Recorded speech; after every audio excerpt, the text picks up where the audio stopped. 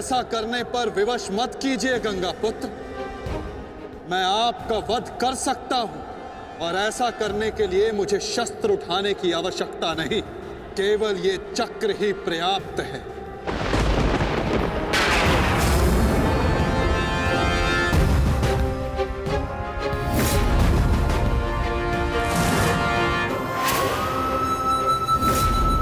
गंगा पुत्र देवव्रत, मैं इस समय ना मनुष्य वासुदेव हूं, ना ही मैं यदुवंशी कृष्ण हूं। मैं इस समय केवल गुरु श्रेष्ठ हूं।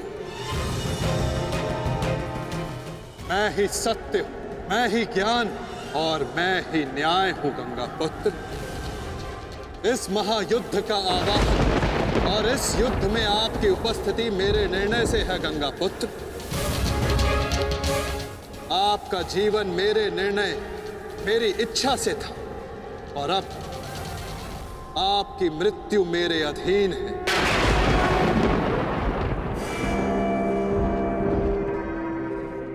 मैं पर ब्रह्म हूं, जिस पर कोई बंधन नहीं गंगा पुत्र, ना ही युद्ध के नियमों का और ना ही किसी प्रकार के वचनों का। आपके अंत के लिए शस्त्र ना उठाने की प्रतिज्ञा को तोड़कर मैं आपका वध करूंगा गंगा पुत्र।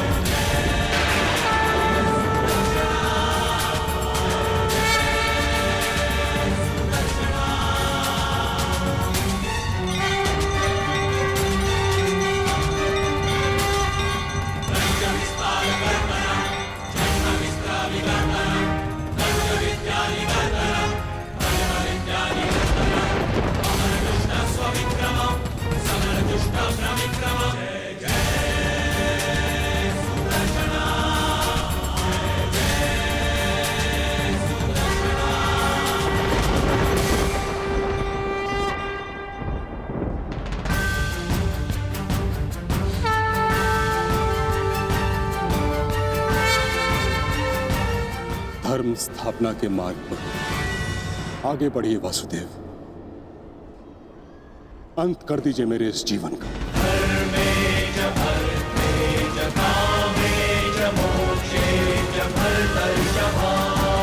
मैं स्वयं को आपको समर्पित करता हूं।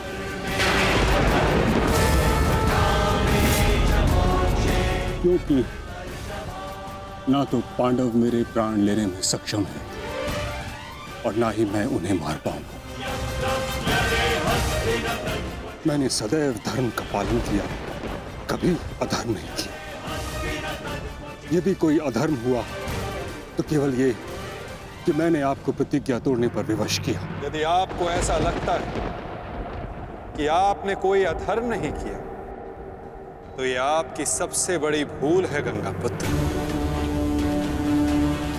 अवश्य आपने सदैव धर्म का पालन किया गंगा पुत्र, किंतु केवल अपने लिए, अपने वचनों के लिए। और यही आपका सबसे बड़ा अधर्म है। क्योंकि जिसके पास शक्ति हो उसे स्वयं के लिए नहीं, संसार के लिए उत्तरदायी होना चाहिए, और जो आप नहीं हो पाए गंगा पुत्र।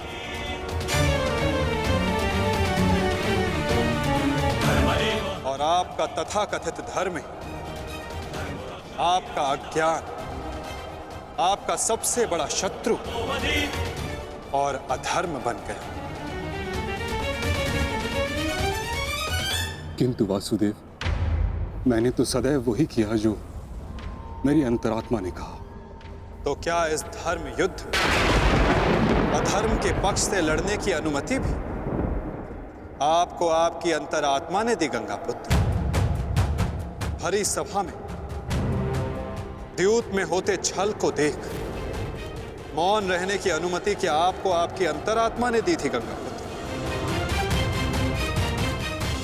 कुल वधू का वस्त्र हरण होते समय शस्त्र उठाने के लिए क्या आपको आपकी अंतरात्मा ने रोका था गंगा पुत्र?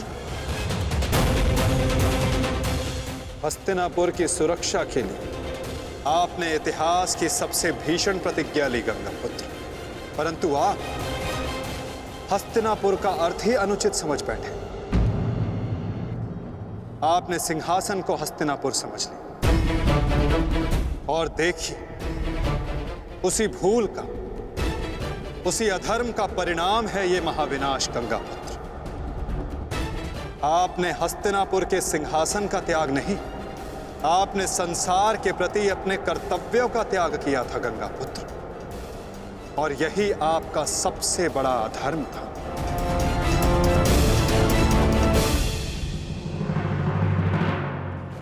परिवर्तन ही संसार का नियम है गंगा पुत्र, और संसार के कल्याण और उत्थान के लिए ऋतुएं भी स्वयं को परिवर्तित करती हैं, परंतु आपने परिवर्तन को नहीं स्वीकारा। जो स्थिर हो जाए वो मनुष्य नहीं, पाषाण है, और जो अपने विचार को कभी बदले नहीं वो मानवता का शमशान है गंगा पुत्र।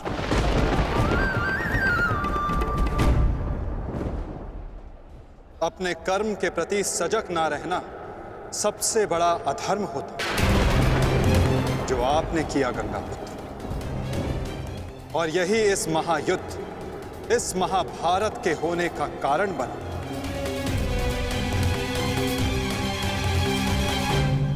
प्रभु, मेरा मार्ग दर्शन कीजिए। आपका कर्तव्य यह है गंगा पुत्र कि आप अपने शस्त्र को त्याग कर अपने जीवन का बलिदान देकर इस अधर्म को रोकें।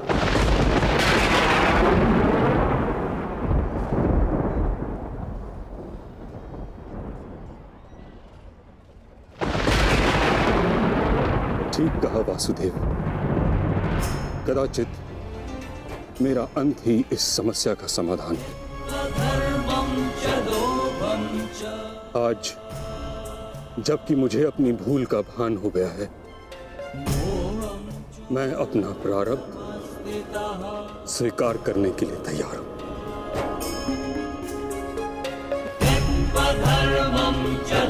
चक्र का संधान कीजिए वासुदेव,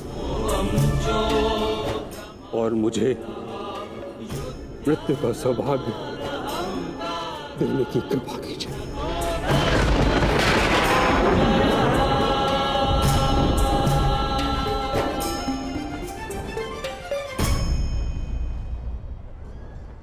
ठीक है,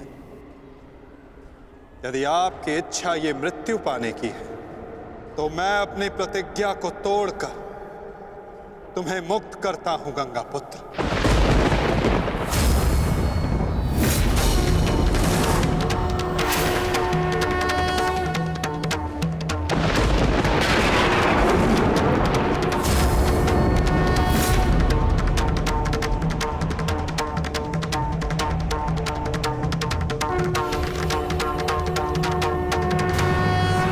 नहीं माधव, आपने इस धर्म युद्ध का बीड़ा उठाया है, वचन तोड़कर उसे कलंकित मत कीजिए। मैं नहीं चाहता कि आप पर कोई उंगली उठे।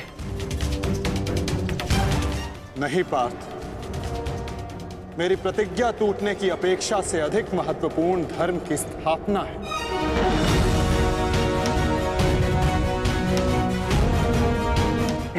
नहीं माधव, नहीं। आपने ही भारभृग को वीर गति दी है माधव, ताकि इस युद्ध से जुड़ी प्रतिज्ञाएं, वचन और प्रारब्ध भंग ना हो सके। तो क्या आप स्वयं इसे तोड़ देंगे?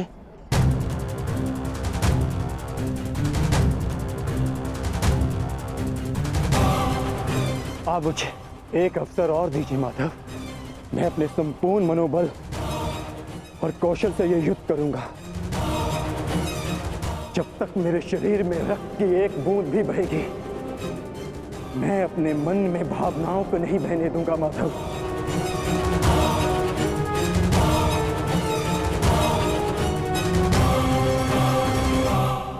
मैं पितामह का अंत करूंगा, अंत करूंगा, अंत करूंगा, अंत करूंगा।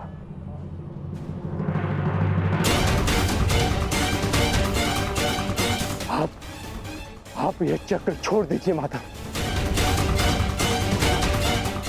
आप ये चक्र छोड़ दीजिए।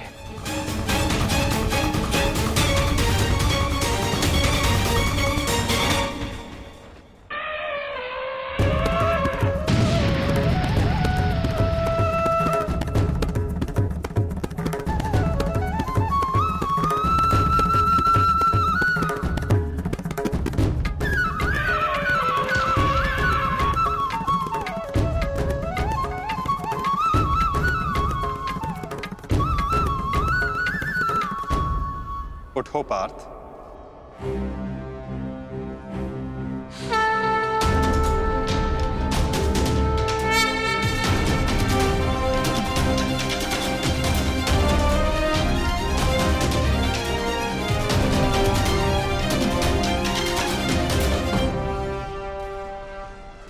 आपके हाथों मोक्ष पाना कदाचित मेरे भाग्य में नहीं वासुदेव।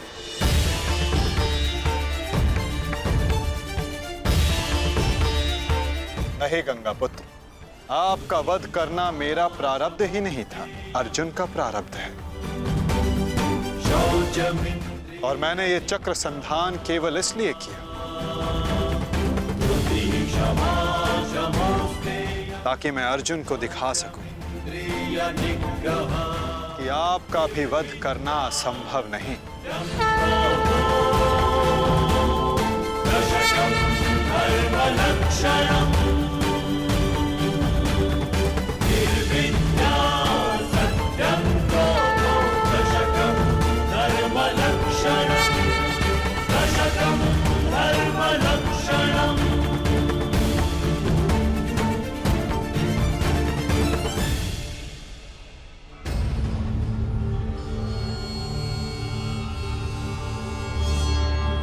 आओ पार्थ।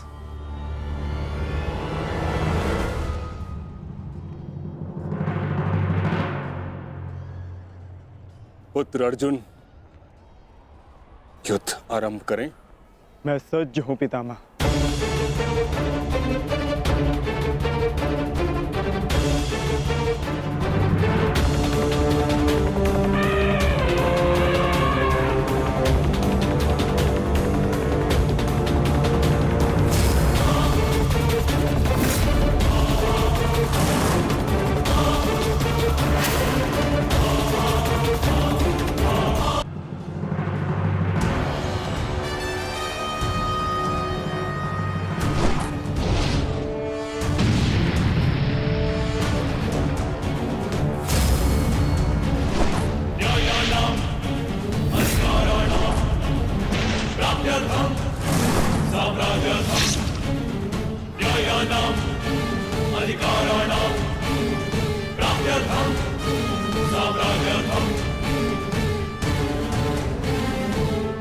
अद्भुत पुत्र अर्जुन, कर्म पथ पर तुम्हें भावनाओं से ऊपर उठते हुए देख प्रसन्नता हुई।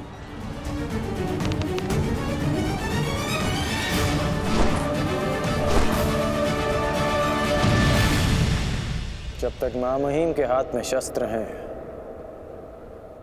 उनके प्रहार की धारा कोई नहीं रोक सकता और ना ही उन्हें कोई निरस्त्र कर सकता है।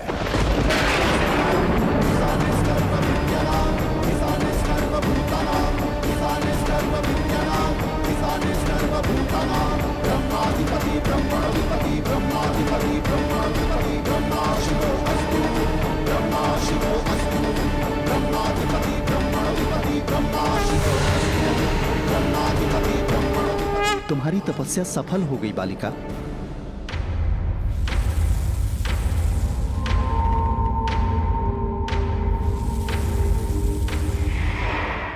मांगो, क्या मांगना चाहती हो?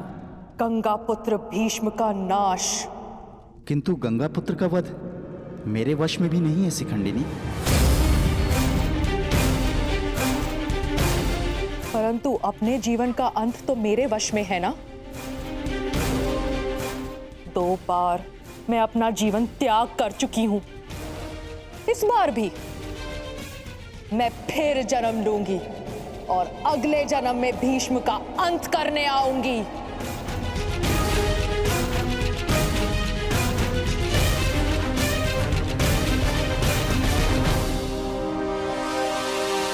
रुको बालिका, तुमने इतनी कठोर तपस्या की है, हमें बताओ तुम्हारी समस्या क्या है? समस्या ये है यक्षराज कि मैं भीष्म का वध अपने हाथों से करना चाहती हूं, किंतु मैं स्त्री हूं, इसलिए उस पाखंडी ने मुझे युद्ध में सम्मिलित होने से रोक दिया। मैं तुम्हें भीष्म की मृत्यु का वरदान तो नहीं दे सकता, किंतु कुछ ऐसा अवश्य कर सकता हूं जिससे तुम अपना लक्ष्य पा सको, किंतु एक बंधन रहेगा। मेरे लिए केवल भीष्म की मृत्यु महत्व रखती है और कुछ नहीं। हाँ कहने से पूर्व मेरी पूरी बात सुनो बालिका, उसके पश्चात निर्णय लेना।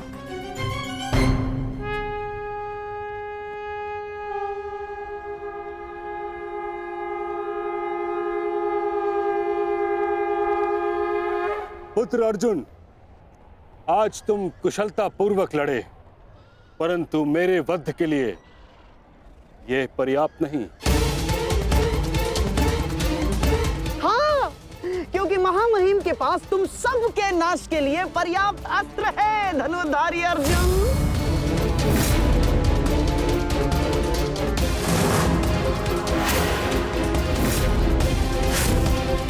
शीघ्र तुम सब इस संसार का त्याग करोगे और आप वासुदेव, आप तो इन सब के मार्गदर्शक है ना, तो बताइए आपके पास महामहिम के कौशल का कोई तोड़ है?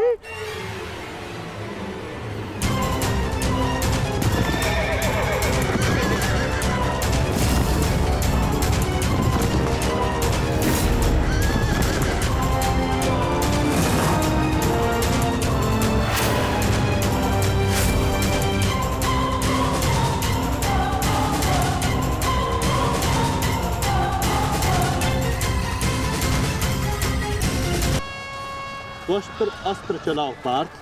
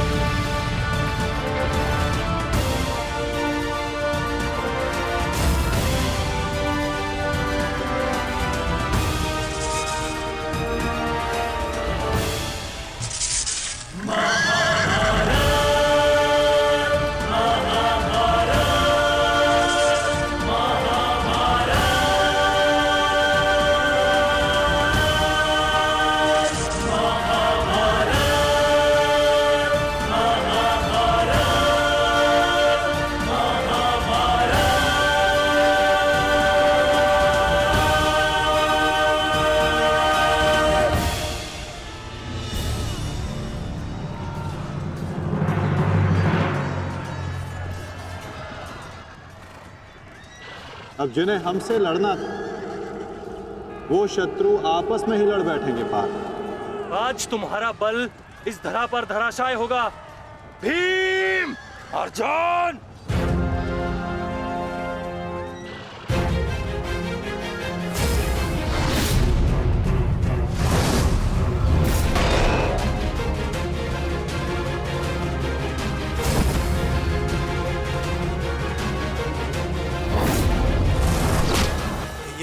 ये क्या हो रहा है?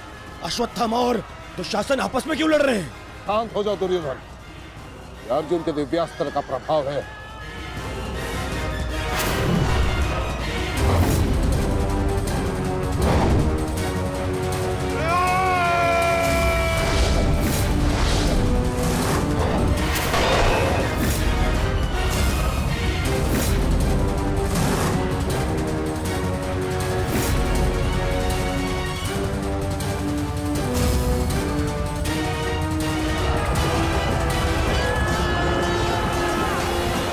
राजकुमार अर्जुन ने त्वस्तर अस्त्र का प्रयोग किया है महाराज। ये प्राचीन और बहुत ही दुर्लभ अस्त्र है। ये सैनिकों को भ्रमित करता है महाराज, और अपने ही सैनिकों में मृत्यु का भय और अपना सबसे बड़ा शत्रु दिखाई देता है महाराज, और वो आपस में ही लड़कर मर जाते हैं महाराज।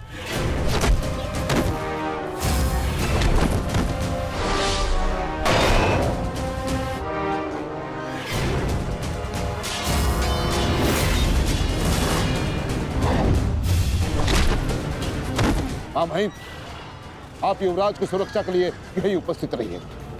मैं शीघ्र आता हूं।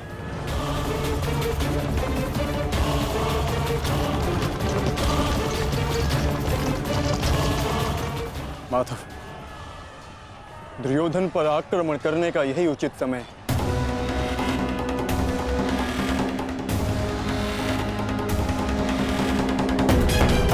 अंतिम प्रहार का समय आ गया है। सारथी,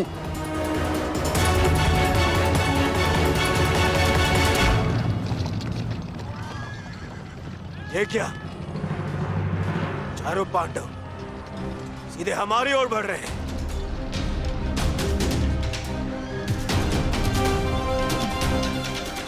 वो भी बिना किसी सुरक्षा पंक्ति के।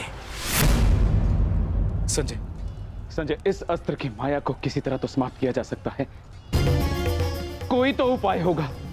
इसका उत्तर मेरे पास भी नहीं है महाराज, परंतु अवश्य ही राजकुमार अर्जुन के पास होगा, और कदाचित वो अपने पुत्र अभिमन्यु को इसकी गांठ बता रहे हैं महाराज। सत्य कीर्ति अस्त्र, इसे उपयोग केवल एक शक्तिशाली योद्धा ही कर सकता है।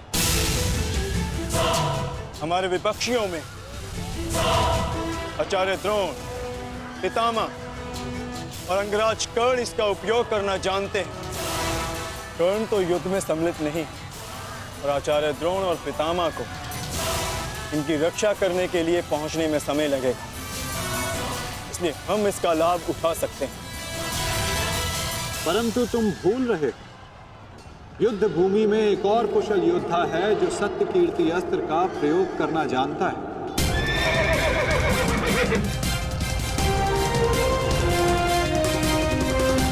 और उसको रोकना अति आवश्यक है।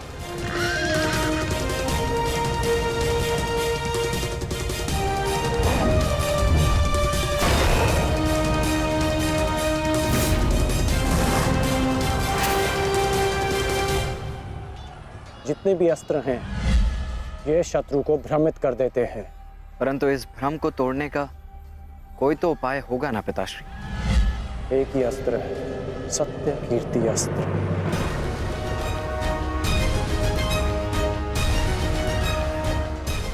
ओम सत्यार्थम, ओम कीर्त्यार्थम, ओम नमो नमो नमो सत्य कीर्ति अस्त्राय नमः।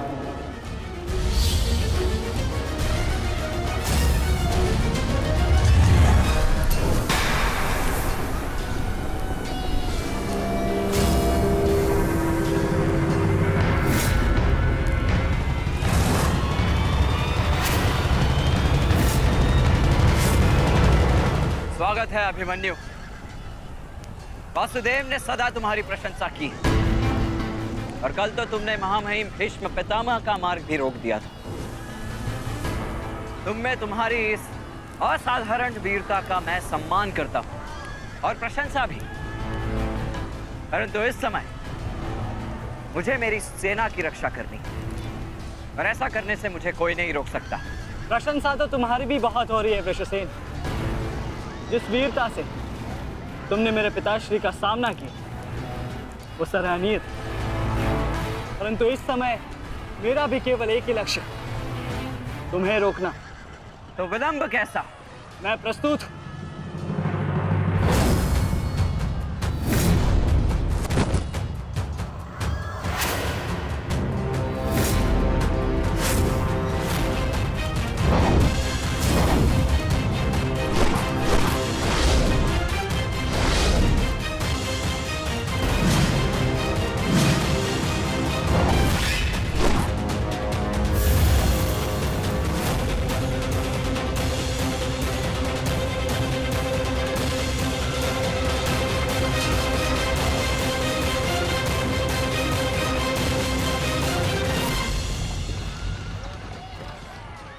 मैं गुरु द्रोण को रोकता हूँ। नहीं अर्जुन, गुरु द्रोण का सामना मैं करता हूँ, तुम आगे बढ़ो। नहीं भ्राताश्री, दुर्योधन के समर्पण की पुष्टि करने के लिए आपका वहां होना अति आवश्यक है, और जो इसमें सक्षम है वो है भ्राता भीम। पितामह को केवल भ्राता अर्जुन ही रोक सकते हैं। आप सब लोग आगे बढ़िए, हम गुरु द्रोण को रोकते हैं। सारथी, शीघ्रता करो।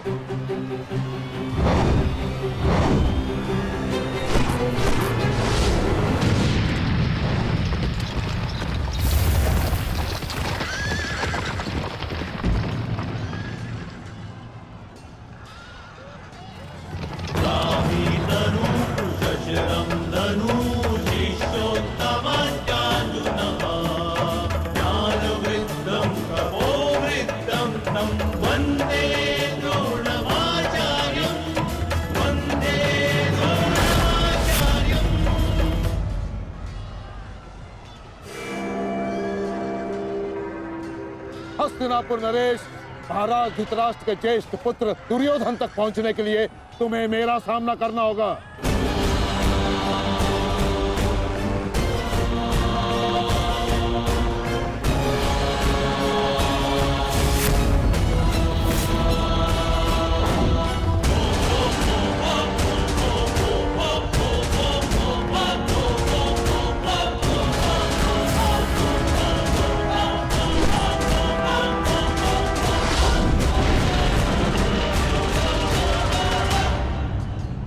अद्भुत अर्जुन, मुझे गर्व है तुम पर। माना कि भ्राता अर्जुन आपके प्रिय है, परंतु हम भी आपके शिष्य हैं गुरुदेव। अपने साथ द्वंद्व करने का अवसर हमें भी प्रदान करें। अवश्य पुत्र, परंतु स्मरण रहे, एक क्षण तुम्हारे समक्ष तुम्हारे गुरु द्रोण खड़े हैं। द्वंद्व इतना सरल नहीं होगा, स्मरण रहे। हमारे गुरु ने हमें कठिन कार्यों को साधने की पूर्ण शिक्षा दी है गुरुदेव। तो सावधान नकुल।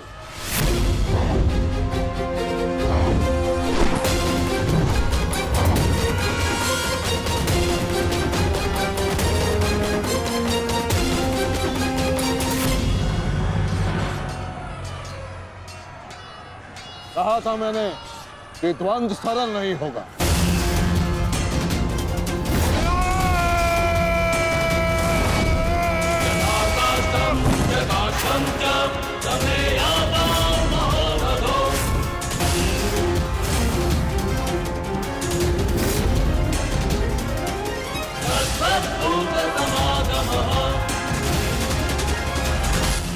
पहले मैं आपसे द्वंद्व करूंगा गुरुदेव।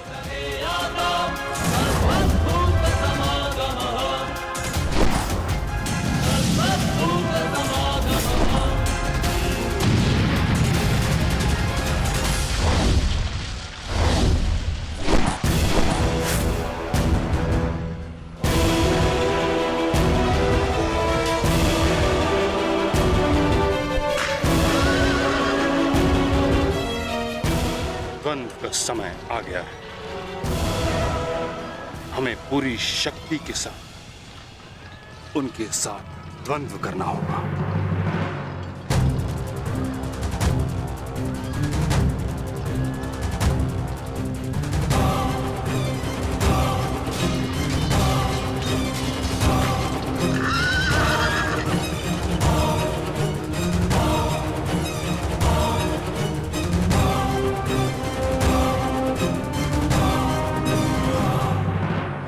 क्या हुआ पुत्र?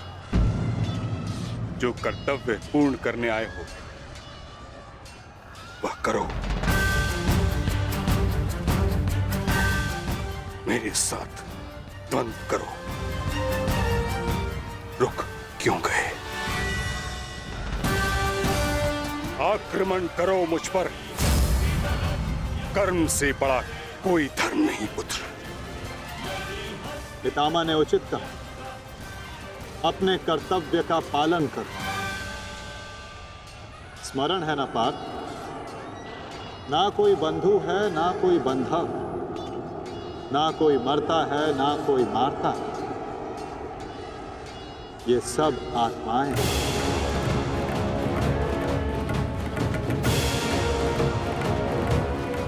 हम सब निमित्त मात्र हैं पार्थ। अब किस अवसर की प्रतीक्षा कर रहे हो?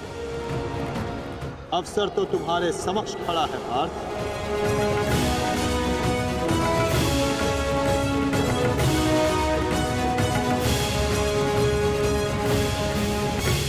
यदि तुम मुझ पर प्रहार नहीं करोगे अर्जुन,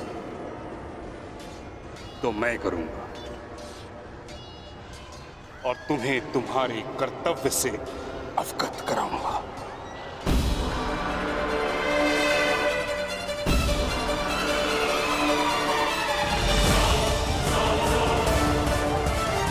अपने प्रेम भाव को अपनी दुर्बलता मत बनाओ पार्थ, अन्यथा तुम्हारा यही प्रेम भाव तुम्हारी पराजय और अधर्म की विजय का कारण बनेगा।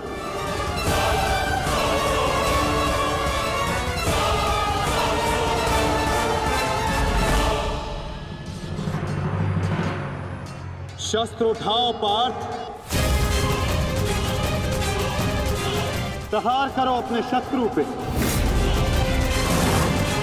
प्रहार करो पार्थ।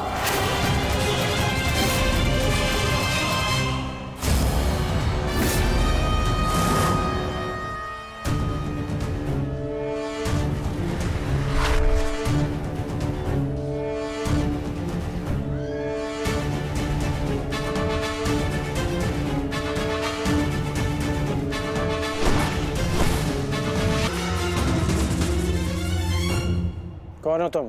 मैं इस युद्ध का अंत हूं। मैं भीष्म की मृत्यु हूं। देवी शिखंडिनी,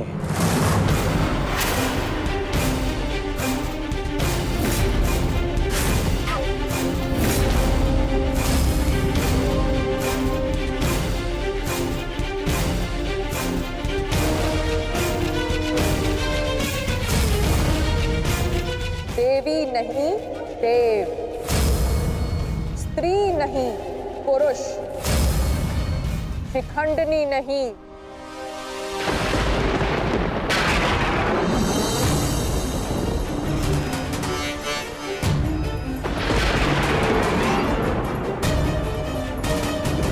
शिखंडी।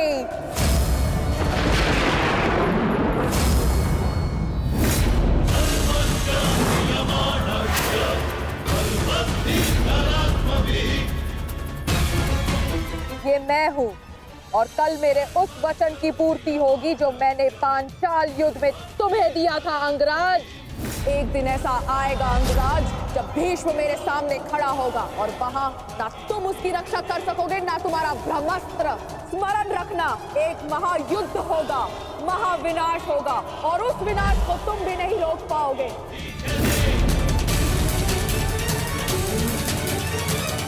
बधाई हो, कल से तुम इस युद्ध में प्रवेश करोगे।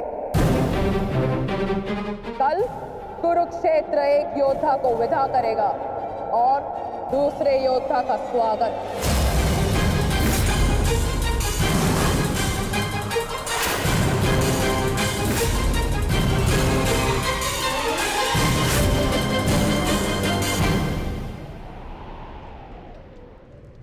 जो भी होता है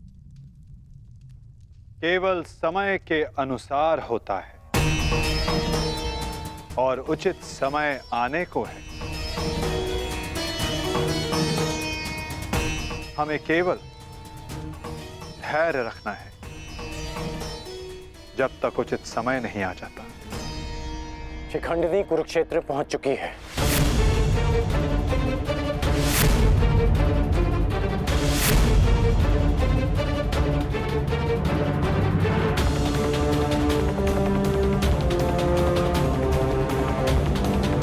शिखंडिनी के आगमन में आपकी संभावित मृत्यु छिपी है, फिर भी आप मुस्कुरा रहे हैं।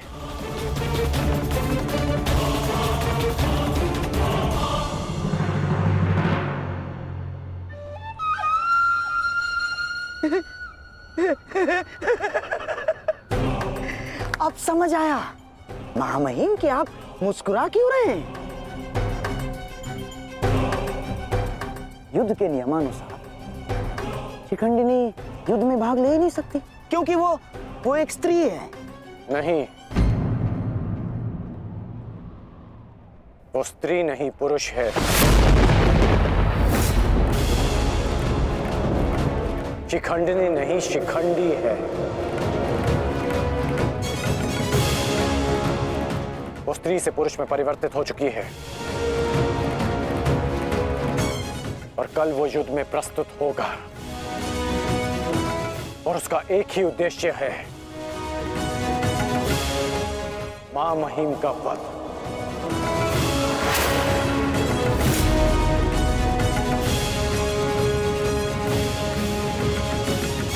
हाँ, एक स्त्री अपने प्रतिशोध की आग के चलते पुरुष बन गई।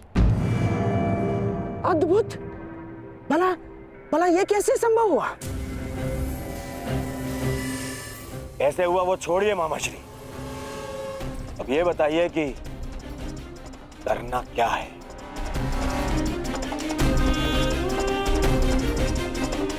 चिंता ना करो मेरे होने वाले सम्राट। तुम्हारा ये मामा इसका भी कोई ना कोई उपाय अवश्य ढूंढ लेगा।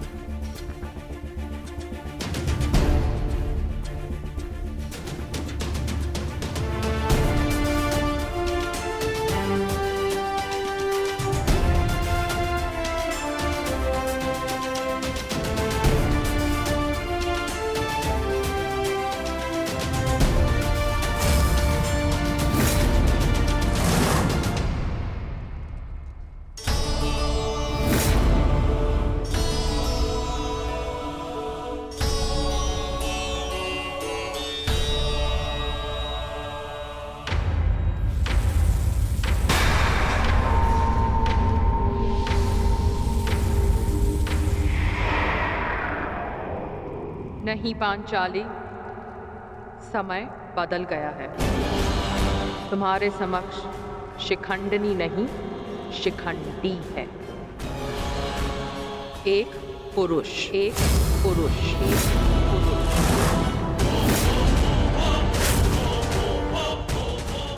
और तुम्हें पर पुरुष का स्पर्श करने की अनुमति नहीं है।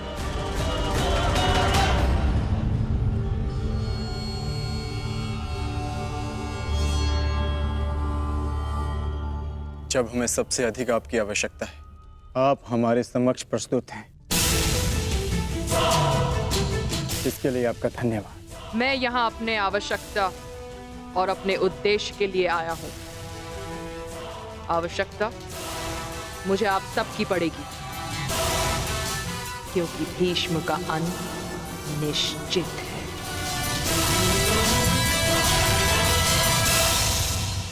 ये मेरा वचन है, हम आपका पूर्ण रूप से समर्थन करेंगे, फिर चाहे कुछ भी हो जाए। युद्ध भूमि में हम आपके साथ खड़े रहेंगे और अंत तक युद्ध करेंगे। हमें ये कार्य कल ही संपन्न करना होगा, क्योंकि मेरे पास मेरे जीवन का लक्ष्य पूर्ण करने के लिए केवल एक ही दिन है।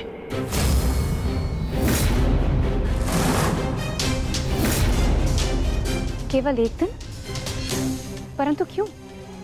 तुम्हारी समस्या ये है कि तुम एक स्त्री हो, जिस कारण तुम भीष्म से द्वंद्व नहीं कर सकती। मैं तुम्हें पुरुष बनने का वरदान देता हूं, ताकि तुम भीष्म को परास्त कर सको। किंतु स्मरण रहे कि ये वरदान केवल 8 प्रहर अर्थात एक दिन के लिए रहेगा। हमारे शत्रुओं को इसका भान नहीं होना चाहिए कि शिखंडिनी केवल एक दिन के लिए पुरुष है।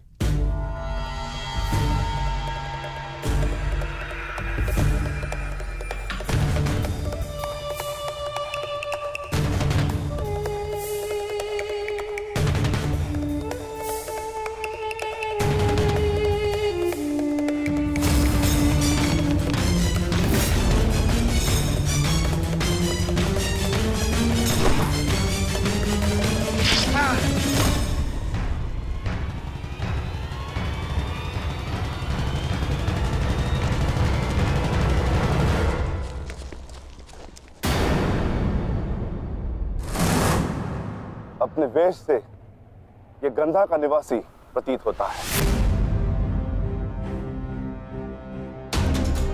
अर्थात ये मामा शकुनी का गुप्तचर था।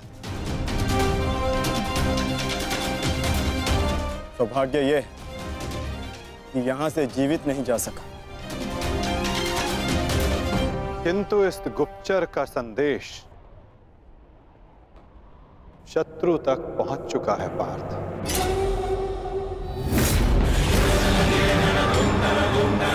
केवल 8 प्रहर, केवल 8। उसके पश्चात ना उस शिखंडी का कोई अस्तित्व रहेगा और ना ही भीष्म पितामह कोई संकट होगा।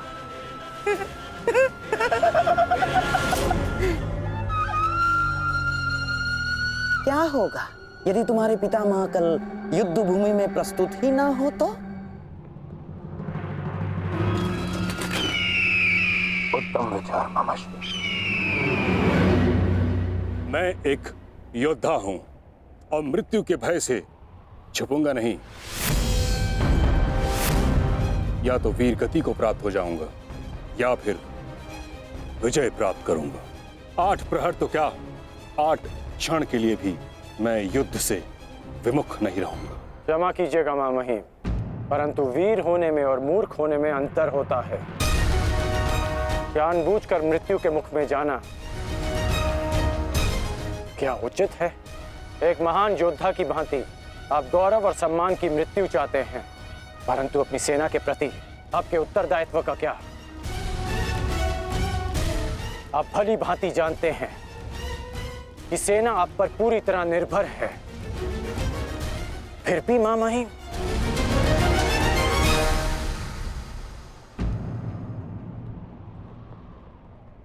अंगराज ठीक कह रहे पितामह।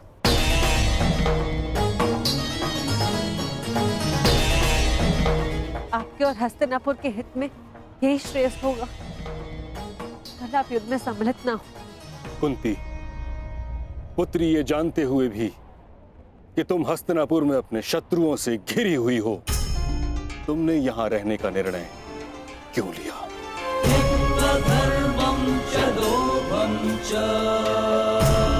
क्योंकि हम सब कर्तव्यबद्ध हैं। मैं भी अपने कर्तव्य का पालन कर रहा हूं। यह मेरा अंतिम निर्णय है और मुझे ऐसा करने से कोई नहीं रोक सकता।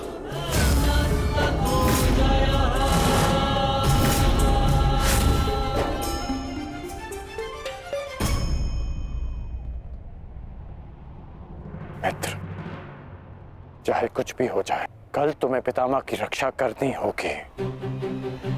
हम अवश्य पितामह की रक्षा करेंगे, किंतु इससे पूर्व ये अधिक महत्वपूर्ण है अंगराज, हमारी समस्या का अंत होना। हमें समय मिलते ही शिखंडी का वध करना होगा। उसके पश्चात हमें इस युद्ध में विजय पाने से कोई नहीं रोक सकता।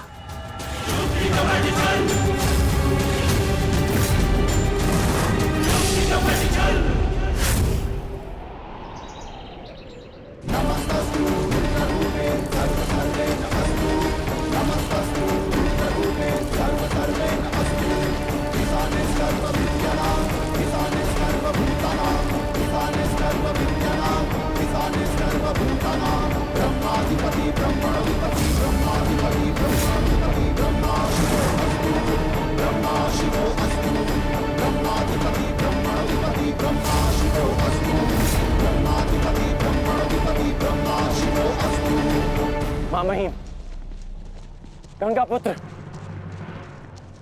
आप ऐसा क्यों कर रहे हैं? मैं केवल अपने धर्म का पालन कर रहा हूं। मैंने सदैव यही किया है।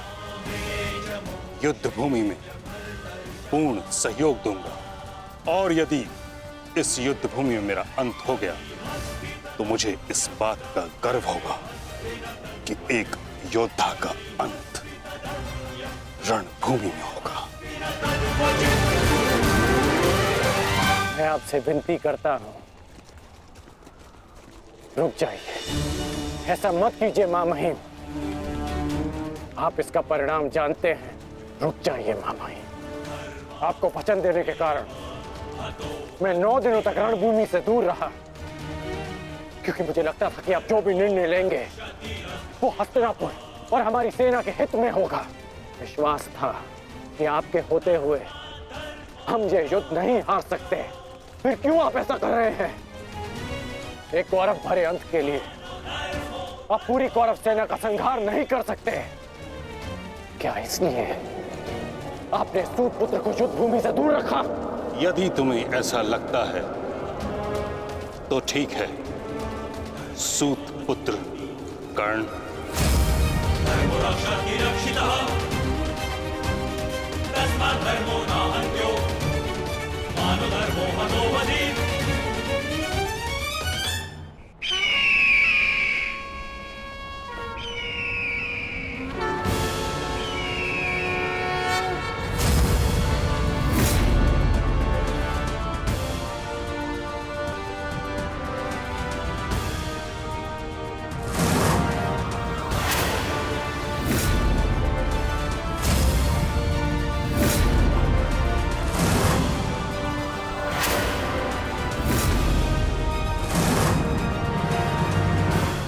दुर्योधन, स्मरण रहे, आज हमारा केवल एक ही उद्देश्य है, महामहिम की रक्षा, और उसके लिए आवश्यक है शिखंडी का अंत।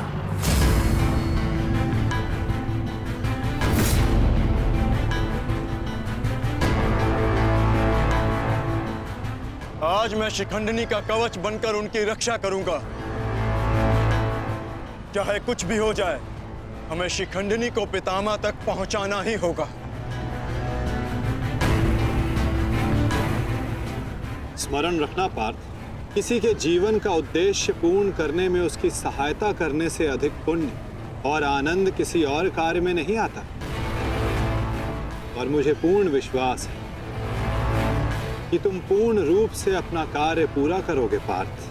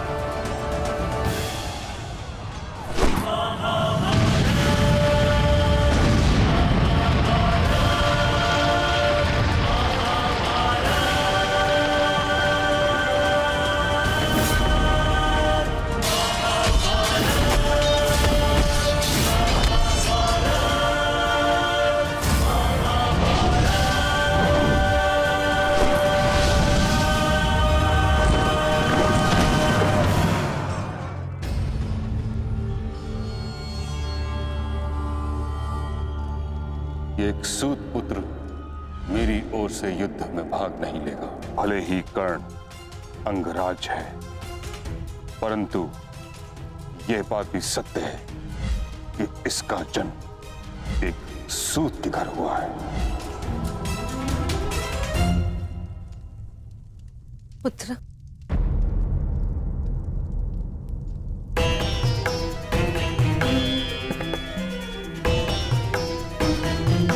तुम यहाँ अंदर क्यों बैठे हो? क्योंकि अभी भी मैं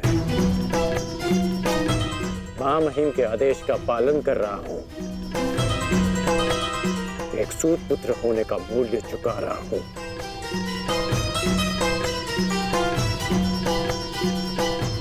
अर्थात तुम पितामह को अभी भी नहीं समझ पाए कर्ण पुत्र। उन्होंने तुम्हें युद्ध में भाग लेने से इसलिए नहीं रोका क्योंकि तुम एक सूत पुत्र हो, इसलिए रोका क्योंकि वो जानते हैं कि तुम मेरे पुत्र हो।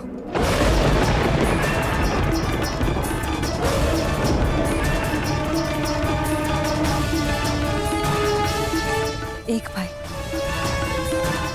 एक दूसरे से द्वंद्व ना करें, एक दूसरे का रक्त ना बहे,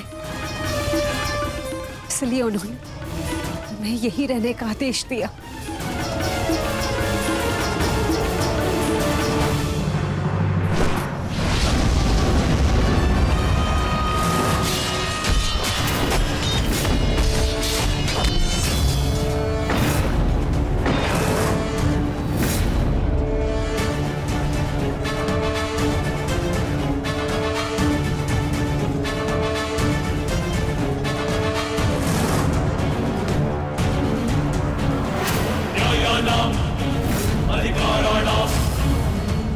दुर्योधन, ये रहा हमारा आखेट।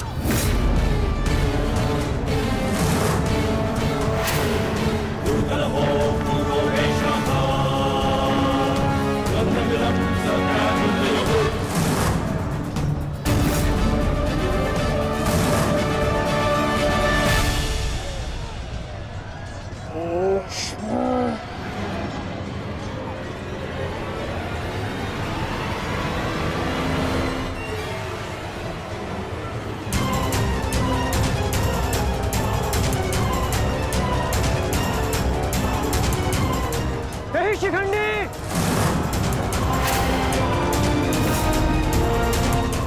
शिखंडी रुक जाओ।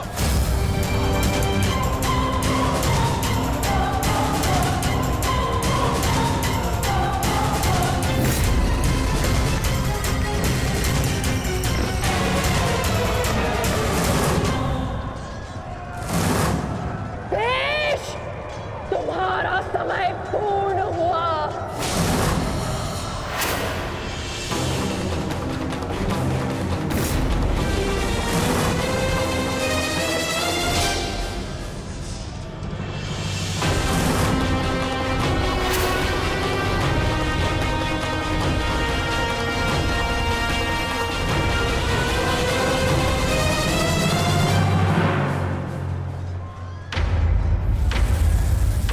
रूप बदला है, परंतु युद्ध कौशल का स्वरूप नहीं बदला तुम्हारा।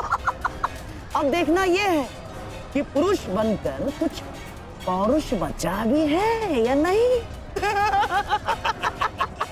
पुरुष के भांति लड़ सकते हो या नहीं। माधव, हमें शीघ्र अतिशीघ्र शिखंडी तक पहुंचना होगा।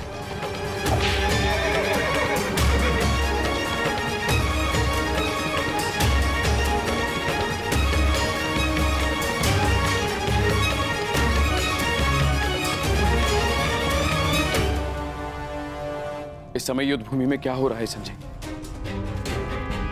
क्या शिखंडी ताक्षी तक पहुंच गया है? नहीं महाराज, वो अभी तक कौरव महारथियों के मध्य में फंसा हुआ है।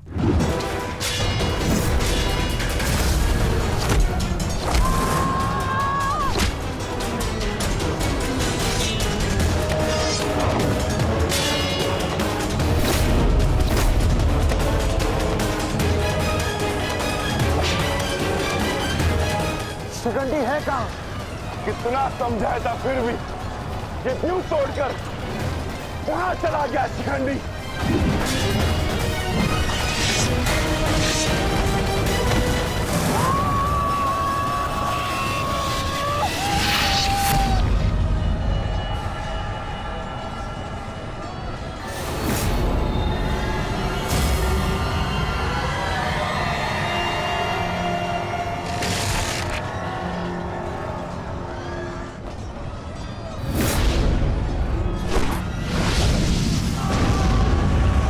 हमें शीघ्र अतिशीघ्र पितामह तक पहुंचना होगा।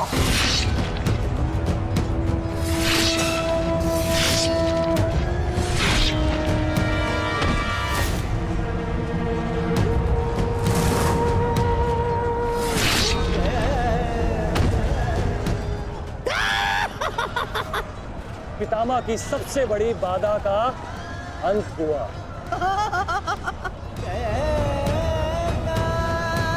शिखंडी, अब तुम अपना उद्देश्य अगले जन्म में पूर्ण करना।